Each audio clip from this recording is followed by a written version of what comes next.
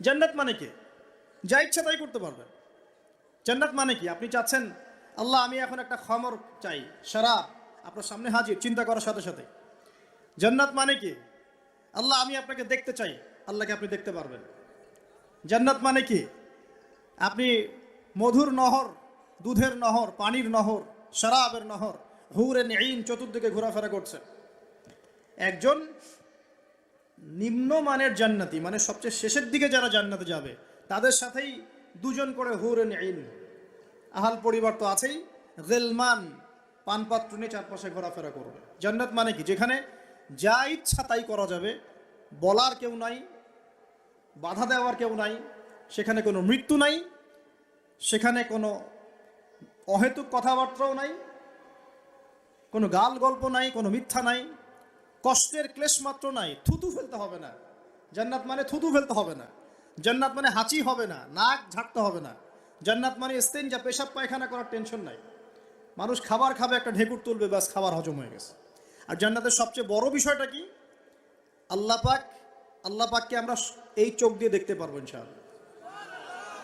আর তার সমকক্ষ একটা বিষয় হচ্ছে আল্লাহ পাক বলে দিবেন যে আমি তোমাদের সবার উপর সন্তুষ্ট হয়ে গেলাম, যাও কোনোদিন অসন্তুষ্ট হব না। ব্যাস, দ্যাটস অল। এখন আপনি যত কিছুই করেন এই বস্তুবাদী জীবনে, মনে একটা ভয় থেকে যাবে। আপনি বিশ্ব নেতা হয়েছেন, বড় শিল্পপতি হয়েছেন, পলিটিশিয়ান হয়েছেন, ইকোনমিস্ট হয়েছেন, মনে একটা ভয় থেকে যাবে যে মরতে আমাকে হবেই, একদিন আল্লাহ আমাকে ধরবেই, হিসেব আমাকে দেওয়া লাগবেই, কবরে আমাকে একাই যাওয়া লাগবেই, আমাকে কিয়ামতের মাঠে দাঁড়াতে হবে আল্লাহর সামনে। মনে একটা ভয় কাজ করে, যদিও বাইরে মানুষ দেখায় যে কোনো ভয় নাই। মানুষ বাইরে অভিনয় করে, মানুষ সমাজের মানুষের সাথে বাইরে একটা অভিনয় করে। কোনো কোনো ক্ষেত্রে আমরা নিজেরাই নিজেদের সাথে অভিনয় করি।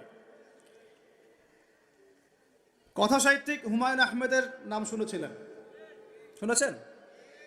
ইন্তেকাল করেছেন। তো একটা সময় ছিল আমরা স্কুলে পড়তাম, কলেজে পড়তাম, মাঝে মাঝে টুকটাক এ ধরনের কিতাব, বইপত্র পড়া হয়েছে। হিমু, মিসির আলী এইসব পড়া হয়েছে। শরৎচন্দ্র, বঙ্কিমচন্দ্র, রবীন্দ্রনাথ, নজরুলের কবিতাগুলো, ইভেন শেক্সপিয়ার, অ্যাডাম স্মিথ সহ, যিনি অর্থনীতির জনক। যাই হোক, তিনি তার বইয়ের মধ্যে লিখেছিলেন যে এই পুরো দুনিয়াটা হচ্ছে অভিনয়ের মঞ্চ। কথা সাহিত্যিক, তিনি বলছেন তার মতো করে এই পুরো দুনিয়াটাই অভিনয়ের মঞ্চ, আর আমরা সবাই নিজ নিজ জায়গায় অন্যের সাথে অভিনয় করছি। কোনো কোনো ক্ষেত্রে আমরা নিজেরা নিজেদের সাথে অভিনয় করছি।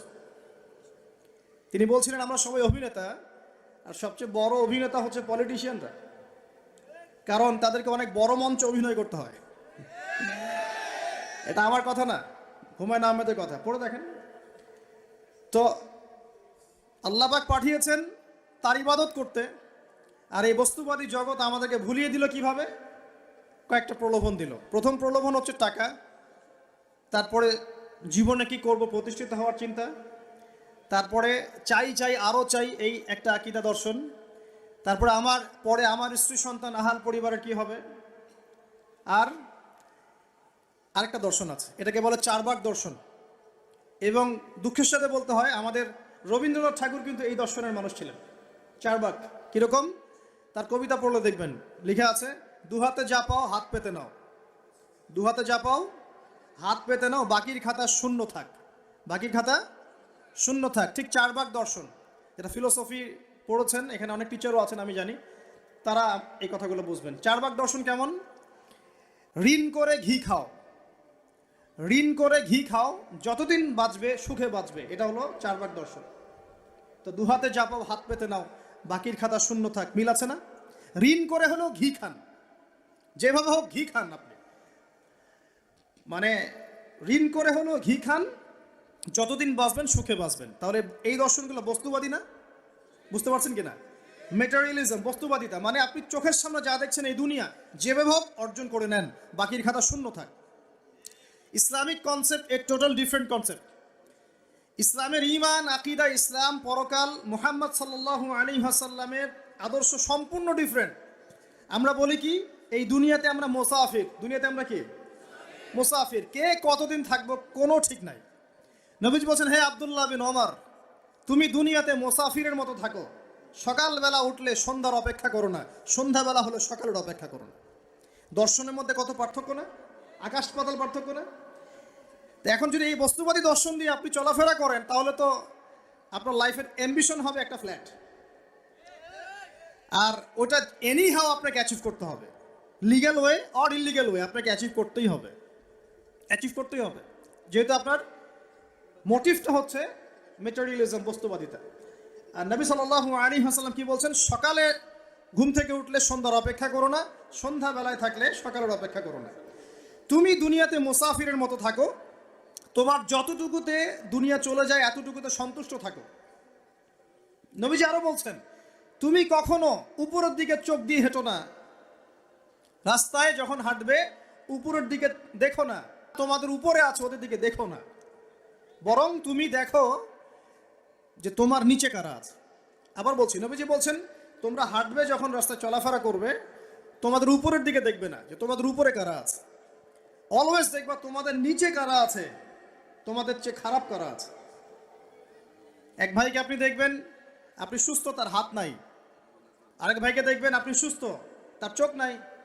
এক ভাইয়ের পা প্যারালাইজড হয়ে গেছে, এক ভাইয়ের বডি প্যারালাইজড, একজন হার্টের রোগী, একজন ডায়াবেটিসের রোগী। আপনি সুস্থ আছেন, অথচ ওই ব্যক্তির অনেক টাকা পয়সা আছে, আপনার নাই। এখানে কে ধনী বলেন দেখি, আপনি না সে? আপনার সুস্থতা আছে। আরেক ভাইয়ের অনেক বড় বড় ফ্ল্যাটস, কিন্তু আপনার এতটুকু নাই, ছোট্ট একটা বাসা। আপনার কষ্ট লাগে, আমারও যদি এমন হতো। ওই বাসায় গিয়ে দেখলেন যে ইন্টারনালি সে ব্যক্তি সুখে নাই, তার পরিবারে অশান্তি, তার পরিবারে হৃদ্যতা ভালোবাসার বন্ধন নাই। আপনার পরিবারে আছে। একটা রিক্সাওয়ালা সারাদিন রিক্সা চালিয়ে 500-1000 টাকা আর্ন করে বাসায় চলে গেল, গিয়ে বাসা আলু ভর্তা, ডিম ভাজা, ডাল দিয়ে ভাত খাচ্ছে, সুখে আছে দিব্যি, বউয়ের সাথে গল্প করছে, চাঁদ দেখছে। আর সেই তো কবে আপনি ওয়াইফ কিনে চাঁদ দেখেছেন ঠিক নাই।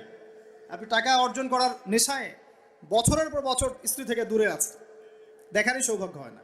আসলে সুখ কাকে বলে, সুখটা কি জিনিস, ঢাকাবাসীকে সুখ বোঝানো দরকার। সুখটা কি জিনিস? সুখটা হচ্ছে ইন্টারনাল পিস। যখন আপনি বা আমি নিজেকেও বলছি, যখন আমরা আল্লাহকে পাবো, আল্লাহ পাকের ইবাদতের মধ্য দিয়ে, রাসূলের সুন্নতের মধ্য দিয়ে অল্পে তুষ্ট থাকতে পারবো, যা আছে এতে শুকরিয়া আদায় করবো, আপনি কেউ নাই দুনিয়াতে। কিন্তু বস্তুবাদিতা আপনাকে এই আকীদা ও আদর্শ থেকে সম্পূর্ণ ডিমোটিভেট করে দেবে। আপনাকে খালি চাই আরো চাই, ওই যে দু হাতে যা পাও হাত পেতে নাও, বাকির খাতা শূন্য থাক। আর আমাদের দর্শন, দু হাতে যা পাও হাত পেতে নাও না, বরং দুনিয়াতে যতটুকু পাও এতটুকুতে সন্তুষ্ট থাকো, বাকির খাতা শূন্য থাক না, বাকির খাতা পূর্ণ হোক। মানে পরকালটা বাকির খাতা না, ওই পরকালের বাকির খাতাটা পূর্ণ হোক। প্রয়োজনে দুনিয়ার সব চলে যায় যাক, প্রয়োজনে দুনিয়ার সব যদি চলেও যায় যাক, তারপরে বাকির খাতা কি হোক? পূর্ণ হোক। এটাই আল্লাহ রাব্বুল আলামিন সূরা আ'লার মধ্যে বলছেন, বাল তুসিরুনাল হায়াতাদ দুনিয়া, তোমরা এই দুনিয়ার জীবনটাকেই প্রাধান্য দিয়ে থাকো। ওয়াল আখিরাতু খায়রুন ওয়া আবকা, কিন্তু আখিরাত হচ্ছে সবচেয়ে উত্তম এবং চিরস্থায়ী। তো প্রিয় ভাই এবং বোনেরা যারা আলোচনা শুনছেন, আজকে আমাদের প্রথম সবক হওয়া উচিত দুনিয়ার নেশায় আমরা না পড়ি। আল্লাহ পাক আমাদেরকে তৌফিক দান করুন।